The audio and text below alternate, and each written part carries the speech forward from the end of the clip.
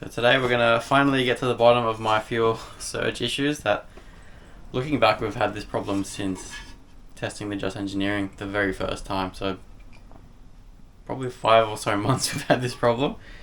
And I've come to the conclusion that it is the hanger that... So this is the fuel pumps. Well, I just have one. The fuel pump sits in here and all the connectors are on the top. And then this goes around the pump, and so this is a sealed unit that holds the fuel, except we have 2 holes in the bottom. So I reached out to Radium and I said, what's going on? And then I spoke to someone who also has a Radium hanger in their FD, and they can run their car down to under a quarter, I believe.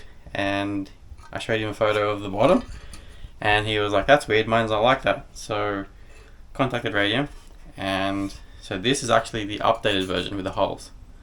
Now, when you get this, it has 2 rubber plugs that sit in the top, and they're a bit loose fitting, so it allows the fuel to come in but then not really exit because of the weight of the fuel push the plugs down. So it's a great theory. However, this plug is broken. The other one has gone on vacation permanently. Don't know where that is. It's not in the tank, so I don't know where it is. But yeah, it sort of sits in the bottom. But you can even see, like looking through, it doesn't even fully cover that hole anyway. So I asked them if they had solid versions of these that I could get, and they said no, because this is updated and better, and that I should buy these, which are $20 each. And I will definitely not be doing that because it's failed already. It's gonna fail again. This might be one of those things where it was drawn up on CAD, or maybe they had a test bench and it looked impressive or whatever, but in the real world, this is a big no. And obviously the other end of this has gone somewhere in my tank as well. So yeah, not ideal. We're going to go to Mategi's and get these welded up. This will go back in the car and we should be all sorted. It's a very, very simple thing, but that cost us a lot last weekend. Like, we went all that way there, we travelled there, we did a practice day, the hotel, the fuel, the tolls, and all because of this, from a product that's already developed, tested. Super disappointing, but we'll fix it, we'll make it better, we'll make it work. Figured we may as well, like a bit of a, I don't know what you call this, behind the scenes sort of video. So we're going to run over to Mategi's now. Just thought we'd show, I've had this RX-8 for, I don't even know, 3 months now. And I've always been curious about them because they're cheap. I think they look pretty cool, they can look cool. But online they get hammered. Worst car ever, don't get one. Everyone will tell you they're terrible. So we just took a gamble, bought one because we wanted like a nice car for the highway and stuff anyway. And this is what we ended up with. So it's a Corky, which is like the late model. It's not the very fancy one, which is like has the Recaro seats and stuff. It's just a Type S late model, 6-speed. So it's got the good, in Japan they come with 2 engines. The 5 speeds have a less powerful engine. So this is like almost as good as it gets, other than the one fancy one with the Recaros and stuff. But yeah, little changes from the early to late is the front bumper, the tail lights, the dash is a bit nicer in my opinion.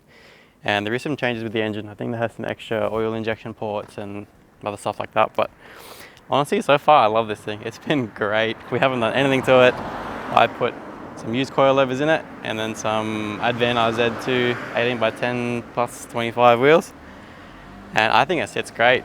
It's super fun to drive, great on the highway. I think it looks pretty cool, and it's been really cheap. Like, there's nothing else I could be able to buy that would give me this. It's also really comfy. It's got nice aircon, really good stereo. It's just, yeah, perfect street car. So far I have no idea what all the hate's about. So but yeah, there's that, and then we'll may as well show some other stuff too. So I do have an FC that's hiding up there. I have this, but I think we're all over that. I'm over it right now. So this probably hasn't been on here before. This is my FC. I bought this in like, I don't even know, maybe like 2019 or 2020 or something like that. And super cheap. Bought it just wanted to drive the crap out of it. And I did for about 2 years or so. And then engine blew up. So not a big loss because it was a very cheap car, but with our current situation, doing the engine is pretty difficult because lots of springs and seals and not smart. So for now it's just sitting, and then we'll do the engine soon, but it's just a very old setup. This is all from, so funnily enough, the guy that we're going to now, Motegi, he worked on this car over 20 years ago. So this car has always lived in this area, and when I showed him how it is, he thinks this engine is over 10 years old because everything's the same. So the fact that it blew up is, you know, whatever. It served its purpose. But yeah, very old stuff here. So it's got a HKS T04E, which in my opinion, not very good. We'll give it a nice big birthday. We'll do an engine, a little bit more modern of a turbo setup, and the outside is in desperate need of attention. It's been sitting in the sun and getting all the clear coats coming off it. So, but yeah, I also had a decent crash with a tire a couple of years ago. I should put a video in on that because it's a good video and it adds some action to the video.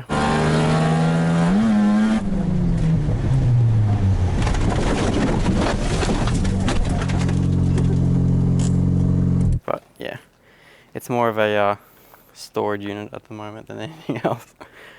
But yeah, this is soon. Once we get a place, we can really dig into this.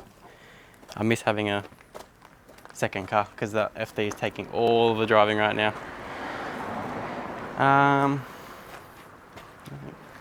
We'll get a sneak peek of Drift Gold's new colour. Whoa, that's enough.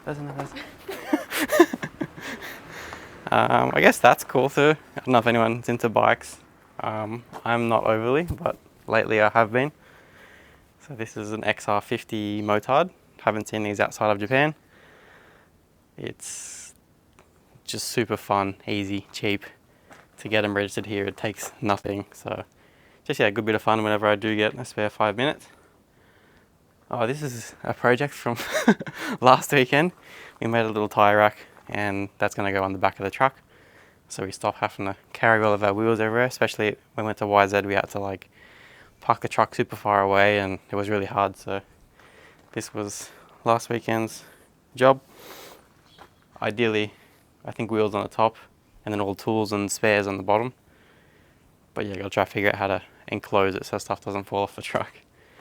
But yeah, that was that. And this is not mine, but it's a customer's car. And pretty recognisable A86. A lot of history with this car. This is Hebino's old D1 car.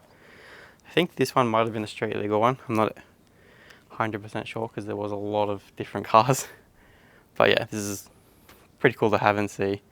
I actually stumbled across this car randomly in a field about 4 or 5 years ago. And then it got sold to a friend of ours, and then now a customer of mine wanted to buy it. So funny how it all came around in the end. But yeah, that's most of the other things that are going on other than just FD. And Nikki's car is back that you just saw, so we'll get her back to driving, I think like next week. So yeah, things are getting busy and we desperately need to get a garage so we can put all these nice things away. I'm gonna slam it. Slam. Loves it. I almost forgot our most prized possession, our K-van. This is the workhorse. This does all the wheels, all the tyres, all the picking up big parts, all the conveni runs right here. So Honda Vamos, turbo, rear engine, rear wheel drive. Basically a Porsche on VSKFs. What else do you need to know?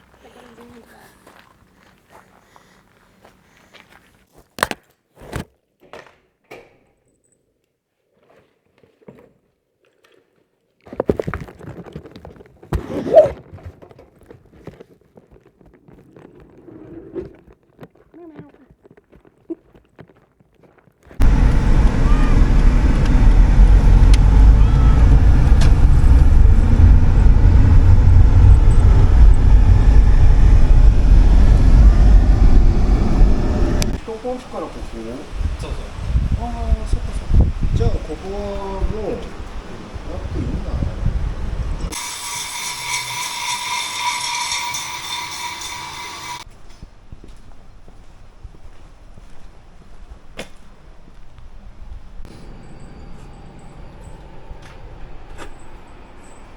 So that says Doricon Festival, like Drift Competition Festival, 1996. And then, Which is when I was born. August something. Like, that's almost 30 years ago. Oh my goodness. That's probably one of the oldest drift trophies I've seen.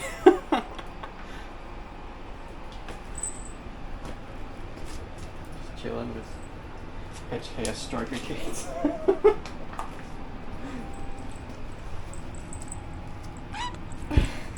That was so cute. めちゃほっやばい。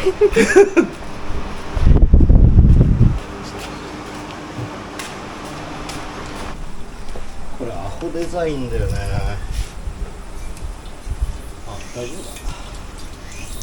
だ。これ大丈夫じゃないの？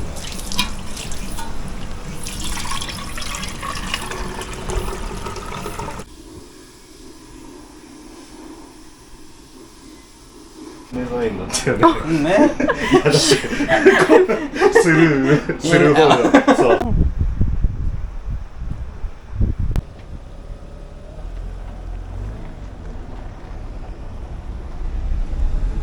This is very good.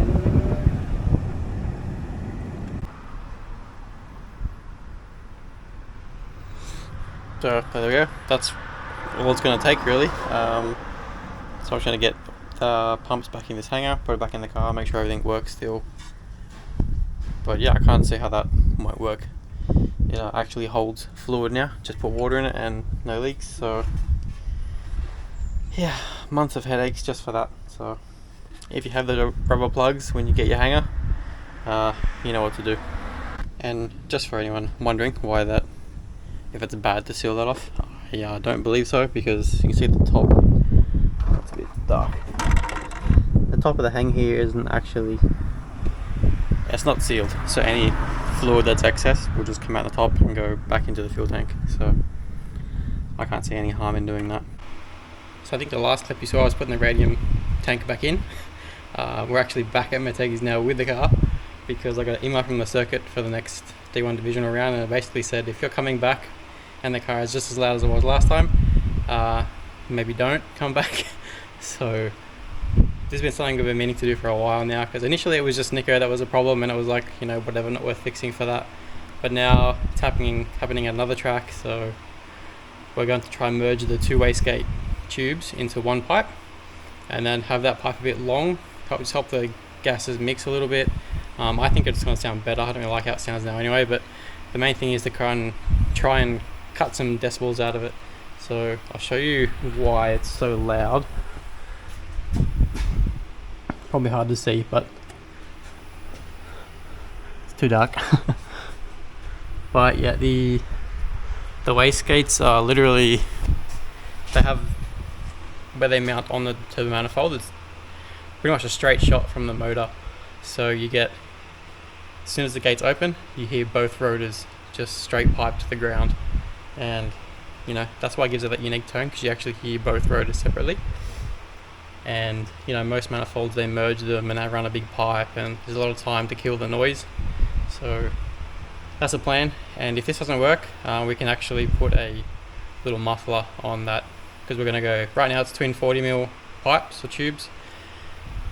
They actually merge at 38, so we're going to merge them into a single 60mm tube. And you can actually get mufflers for that from Kagimoto and some other brands. So we'll try it straight with maybe a little turn down at the end that we can point left and right for different tracks depending on where they measure the sound. And if that's still no good, then we can put a muffler on that, and that should be all good, and that won't affect the exhaust flow. It might affect the boost a little bit, but you know, I can tweak that. All the AFRs are target AFRs are within the ECU, so that'll keep it all within check. But yeah, and while that's here, I'm actually just about to pull the diff out. My good diff is over there, and yeah, this has always been a temporary one, but you know, I've been avoiding doing it at home with the dirt, and while the car's here getting the wastegate done, I'm going to take you back up on the front. I'm going to put this good diff back in, and then I'll bring this one as a spare for this weekend, but then after that I'll get this one with a solid crush sleeve, just like the good one does. But yeah, we'll get stuck into it and show you how we get on.